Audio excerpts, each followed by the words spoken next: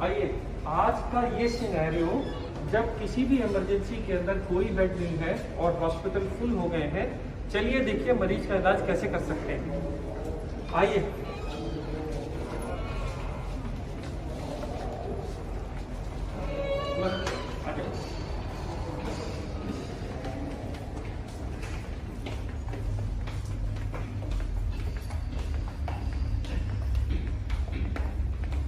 आप ऐसे लेट जाइए।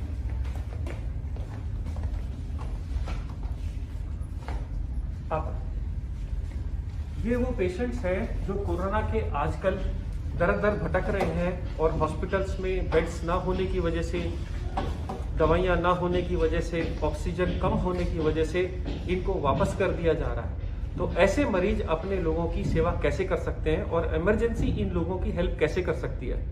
आपने जनरली देखा होगा इमरजेंसी में 4 या 5 बेड रहते हैं। मैं उन सब डॉक्टर्स को जिनकी छोटी छोटी क्लिनिक्स हैं जहाँ पे एक छोटा सा भी बेड अवेलेबल है, वो इन मरीजों को कैसे अटेंड करें एक 5 मिनट में सिखाने की कोशिश करता हूँ। देखिए, जब भी आपने एक पेशेंट को अटेंडर के साथ लिटा दिया, अब आप इनके पास जाएंगे तो आप कोशिश करेंगे कि आप एक गाउन डालिए, इससे कि ये इन्फेक्शन आपको मत हो जाए। तो सबसे पहले गाउन डाल लेना है। गाउन डाल लेने के बाद असेस करना है ये मरीज वाकई में आया किस मजबूरी की वजह से था। अगर इनके पास कोरोना की रिपोर्ट है और इनका ऑक्सीजन सैचुरेशन कैसा चल रहा है, तो हमारे पास हॉस्पिटल्स में ये मॉनिटर्स रहते हैं। ये मॉनिटर्स हमारे को ऑक्सीजन लेवल्स बताते हैं कि मरीज की ऑक्सीजन कैसे चल रही है।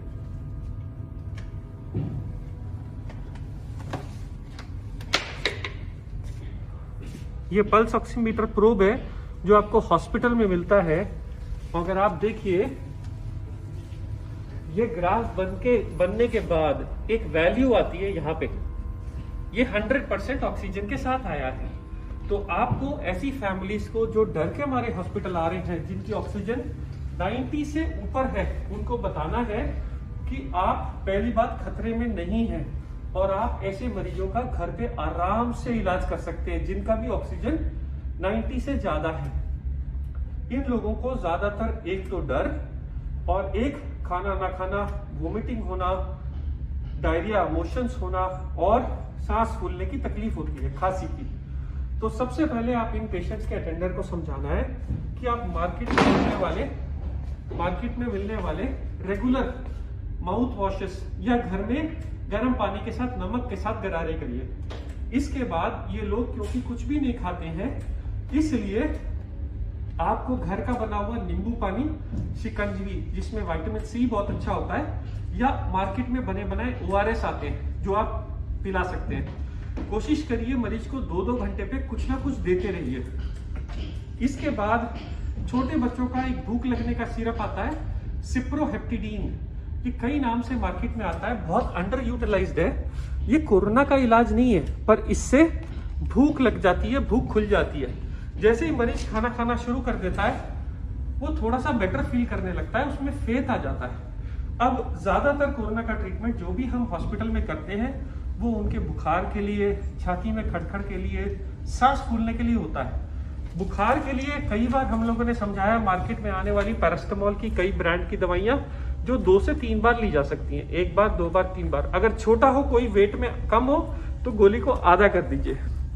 ये गोलियां ऑन द काउंटर अवेलेबल है और सेफ है। इसके लिए आपको मेडिकल प्रिस्क्रिप्शन की जरूरत नहीं है। पैरास्टामोल के लिए, एसिडिटी के लिए कई लोग पेंटोप्राजोल, रेबिप्राजोल खाते हैं। खांसी के लिए मार्केट में बहुत सारे सिरप आते हैं, सब एक जैसे हैं। अब ये तो हो गया सिर्फ सिम्टम्स का इलाज कि आप अपनी ऑक्सीजन चेक करिए, आप खाना खाइए, आप अपना सैनिटाइजेशन और मुंह साफ रखिए और तकलीफों की इलाज करिए। अब इसके अलावा क्या बचा?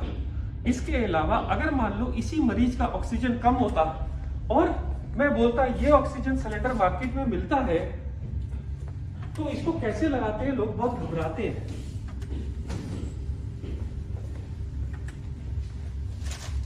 अगर आप देखिए मार्केट में ऐसे ऑक्सीजन के मास्क आते हैं, ये मास्क मार्केट में आराम से मिल जाता है। ये मास्क में एक एंड एक पाइप रहता है और दूसरा एंड दूसरा पाइप रहता है। एक पाइप इस मास्क के साथ जुड़ जाता है, लो जुड़ गया। ये वाला पाइप आप ऑक्सीजन सिलेंडर के इस वाले एरिया में लगा सकते हैं। इसके बाद एक नॉब आती है और ये ऑक्सीजन कितने लीटर पे चलानी है ये सबके साथ ये बनाया आता है। जब भी आप लेते हैं तो आप ऑक्सीजन को पहले 2 या 3 लीटर पे खोलिए। इसके बाद आप देखिए इसमें हवा आ रही है कि नहीं। पेशेंट्स को आराम से लिटा के ये ऑक्सीजन मास्क आप कंफर्ट करके लगा दीजिए और ये ऑक्सीजन देखते रहिए। मान लीजिए ऑक्सीजन थोड़ी देर 5 मिनट वेट करने के बाद नहीं बढ़ रही तो आप इसकी वैल्यू थोड़ी और बढ़ा सकते हैं। जैसे जैसे टाइम बीतता जाएगा और ऑक्सीजन इंप्रूव होती जाएगी, हर मिनट के साथ इसको थोड़ा थोड़ा घटाते जाएंगे कि हम 90 तक मेंटेन कर लें, क्योंकि ये सिलेंडर बहुत कम ऑक्सीजन के साथ आते हैं, ये एक दिन में खत्म हो जाते हैं। इसलिए आप कोशिश करिए कि ऑक्सीजन का यूज कम से कम करिए, ज्यादा नहीं। दूसरा, मार्केट में ये छोटे मॉनिटर्स आते हैं पल्स ऑक्सीमीटर बोल के। ये पल्स ऑक्सीमीटर सिर्फ एक बटन के साथ ऑन हो जाता है और ये एग्जैक्ट सेम रीडिंग देता है जो रीडिंग बड़ा मॉनिटर हॉस्पिटल में देता है। आप देखिए ये भी 100% बता रहा है ऑक्सीजन, और ये वाला पल्स ऑक्सीमीटर भी इस पेशेंट की ऑक्सीजन जब मापता है तो वो भी इसको 100 ही बताएगा। पर ये बताने में जब तक ये ट्रायंगल आते हैं फिर ये वैल्यू आनी शुरू होती है।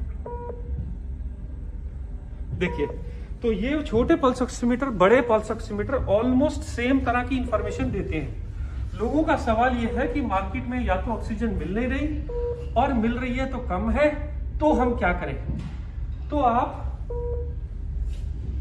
के पास क्योंकि ये ऑप्शन नहीं है या जिस टाइम पे ये ऑप्शन नहीं मिल रहा है, आप मरीज को समझाना पड़ेगा कि आप औंधे मुंह के लेटिए। 1 तकिया, 2 तकिया, 3 तकिया, इस तरफ तकिया, आपकी मर्जी है। कोशिश ये करें कि मरीज ऐसे उल्टा होके लेटे 10 मिनट 15 मिनट। उसके बाद अगर ट्राई करे तो वो एक करवट भी ले सकता है, बट सबसे ज्यादा बेनिफिट औंधे मुंह से होता है। क्या ये साइंस है? 100% ये साइंस है। पुराने जमाने में जब लंग्स की डिसीज हो जाती थी और लंग्स बहुत बैडली खराब हो जाते थे, तो भी ये वेंटिलेटर के ऊपर भी पेशेंट को उल्टा करा जाता था। उसका कारण क्या है? जो ये बैक साइड ऑफ लंग्स के अंदर जो एयर स्पेसेस हैं, उसको कोरोना अफेक्ट नहीं करता, इसलिए पेशेंट को उल्टा करने से वो रिजर्व स्पेसेस खुल जाती हैं। उन रिजर्व स्पेसेस के साथ आदमी आराम से नई ऑक्सीजन बना सकता है, और जब तक ऑक्सीजन नॉर्मल लंग बनाने नहीं लगता, जब तक के लिए आपको सपोर्ट करता है। इस वक्त मरीज को कहना है कि ये पल्स ऑक्सीमीटर लगा के रखे और अब आप ऑक्सीजन चेक करिए। जब आप ऑक्सीजन चेक करेंगे और पेशेंट की ऑक्सीजन कम आ रही होगी, देखिए 97, अब आप डीप ब्रीदिंग करिए साहब। हाँ, आपके सामने ये ऑक्सीजन थोड़ी थोड़ी फ्लक्चुएट करती है, आप ब्रीदिंग करते जाइए सर, जितनी आपको एफर्ट होता है आप ब्रीदिंग करिए।